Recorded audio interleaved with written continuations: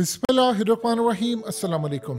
भारत की तैयारियों का लेवल आप ज़रा चेक कीजिए। सत्यपाल मलिक, ये साबिक जो गवर्नर हैं, उन्होंने जो नया इंकशाफ किया वो दिल दहला देने वाला है।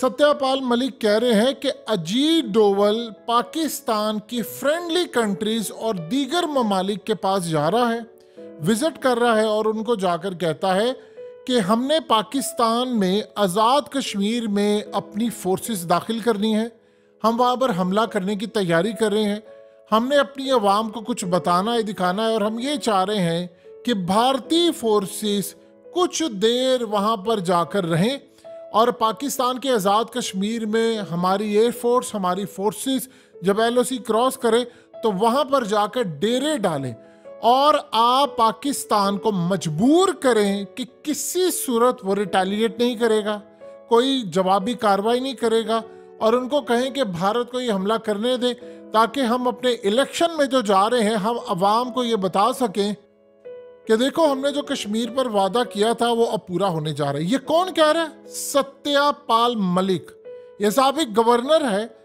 आप अंदाजा करें कि किस लेवल का काम हो रहा है कि इंटरनेशनल सतह पर अजीत डोवल जाता फिर रहा है और जाकर उनको कह रहा है, यानी आप इमेजिन कर लें ये वही सत्यपाल मलिक है कि जब पुलवामा की दफा वो गवर्नर था, उसने कहा है कि इस वक्त जो सूरत हाल है वो पहले से ज्यादा खतरनाक है। उसने कहा कि मैंने तो आज तक इनसे पूछा, मुझे जवाब नहीं मिला कि जो पुलवामा की रिपोर्ट थी वो क्यों नहीं सुप्रीम कोर्ट मंजर आम पर लेकर आती, उसको रिलीज करें ताकि पता तो चले कि RDX कहाँ से आया था और पता ये चले कि जिस रूट से हमारे फौजी अफसरान आ रहे थे वो दोनों साइड से 10 किलोमीटर तक उसकी कोई चेकिंग क्यों नहीं हुई।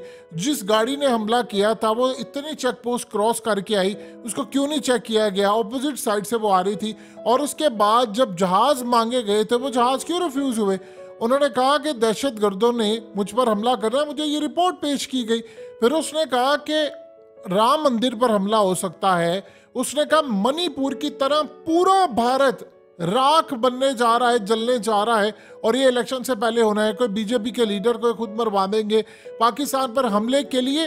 यानी आप इमेजिन कर लें कि वो पाकिस्तान पर हमले की तैयारी नहीं कर रहे। ये बड़ी अहम बात है। वो जाकर कह रहे हैं कि हम पाकिस्तान पर जब हमला करने के लिए अपनी फौजें आज़ाद कश्मीर में दाखिल करेंगे तो आपने पाकिस्तान पर दबाव डालना है कि वो आगे से रिटेलिएट ना करें, उनकी एयरफोर्स हमें जवाबी कार्रवाई ना करे, उनकी फौज ना करे, उनके लोग ना करें।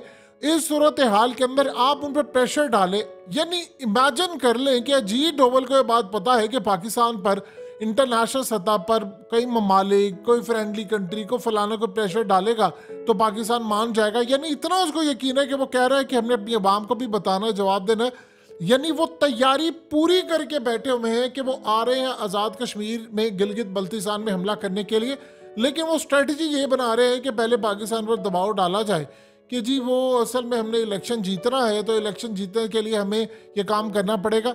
अगर ये बात नहीं पूरी होती कि पाकिस्तान पर कोई दबाव नहीं डालता, ये फलाना डालता, तो फिर आप एक बात बताइए, क्या भारत नहीं आएगा? वो आएगा, फिर वो कुछ और सोच कर आएगा, कुछ और मामला करके आएगा। वो हो सकता है भारत के अंदर ही किसी जगह पर, जिस तरह सत्यपाल मलिक कह रहे हैं कि राम मंदिर के ऊपर हमला हो सकता है और नाम लग सकता है किसी के ऊपर, फसादात शुरू हो सकते हैं, उसमें वो पाकिस्तान को कह दी, पाकिस्तान इसमें शामिल है।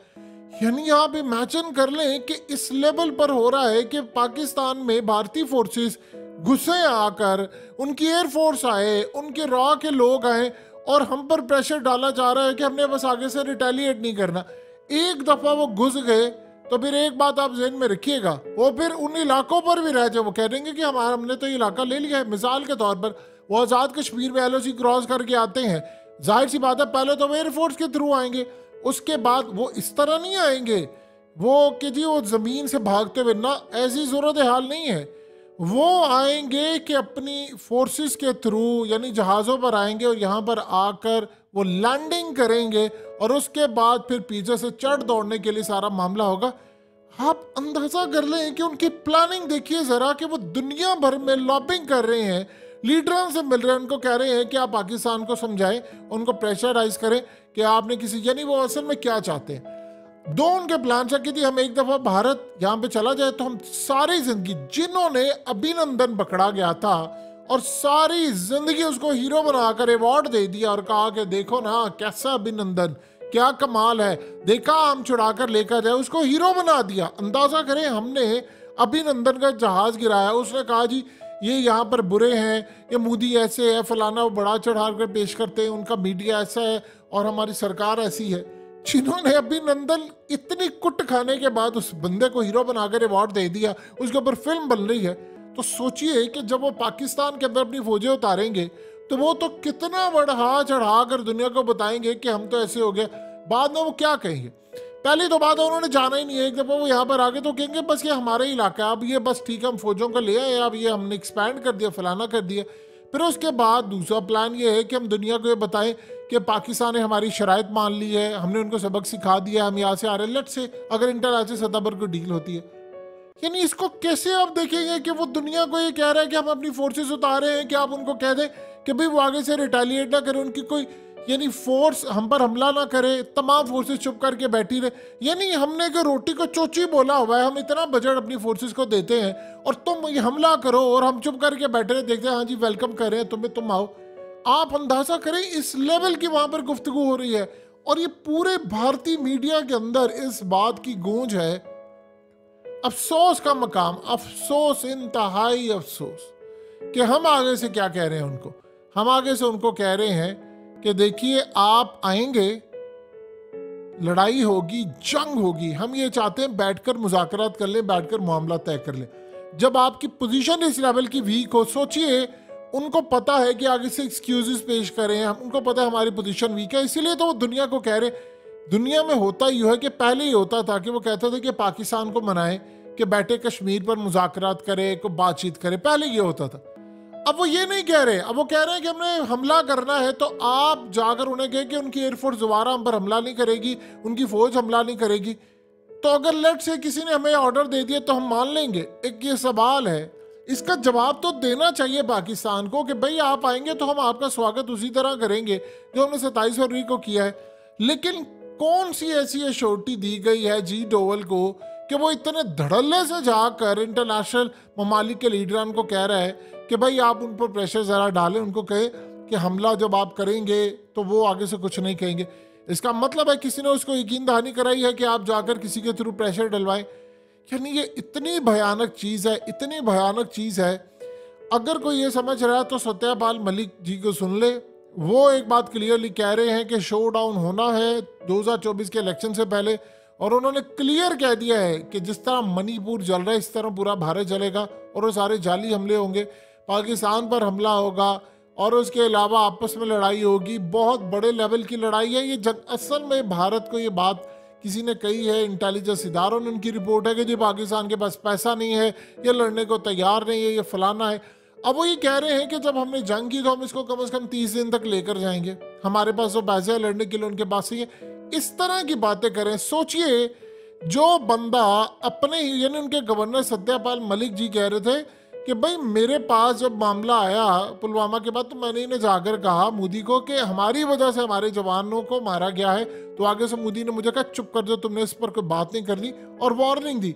और आज देख लीजिए मोदी ने उसको पार्टी से ही फारिग किया हुआ, यानी उनको कोई ओहदा नहीं है, कोई उनके पास चीज़ नहीं है। जब इस तरह की सूरत हाल पैदा होती है तो बताइए फिर उसके बाद दुनिया के अंदर बाकी मामला क्या रह जाते।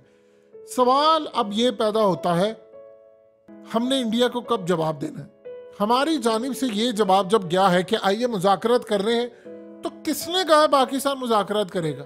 किसने कहा है पाकिस्तान के मुज़ाकरात को भारत संजीदा लेगा?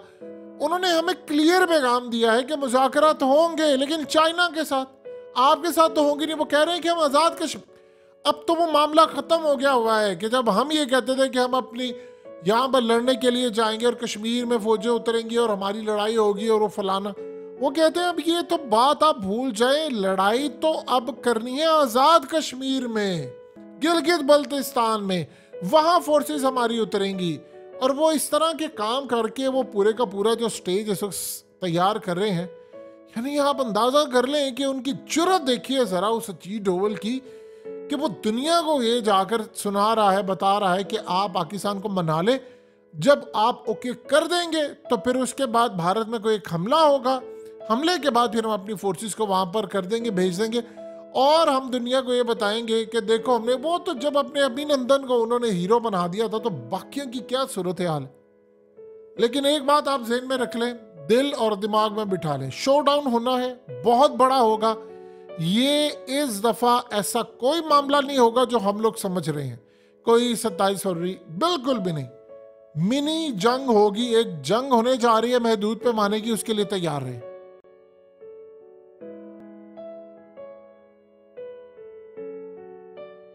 हकीकत टीवी को सब्सक्राइब करना मत भूलें, वीडियो को लाइक करें, शेयर करें और कमेंट सेक्शन में अपनी राय का इजहार जरूर करें।